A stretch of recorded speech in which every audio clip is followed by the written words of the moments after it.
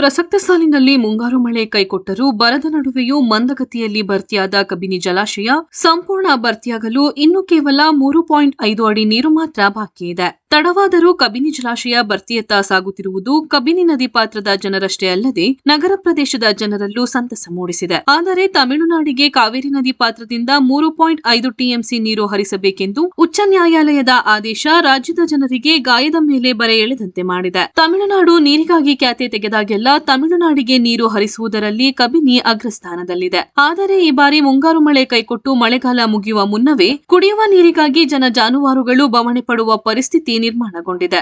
ನದಿ ಪಾತ್ರದ ರೈತರು ಕಬಿನಿ ನೀರು ನಂಬಿ ಬೆಳೆ ಬೆಳೆಯದಂತೆ ಜಲಾಶಯನ ಇಲಾಖೆ ಅಧಿಕಾರಿಗಳು ಖಡಕ್ ಸೂಚನೆ ನೀಡಿದ್ದಾರೆ. 2255 ಅಡಿಗಳಿದ್ದ ನೀರಿನ ಮಟ್ಟ ಶುಕ್ರವಾರ 2280 ಅಡಿ ತಲುಪಿದೆ.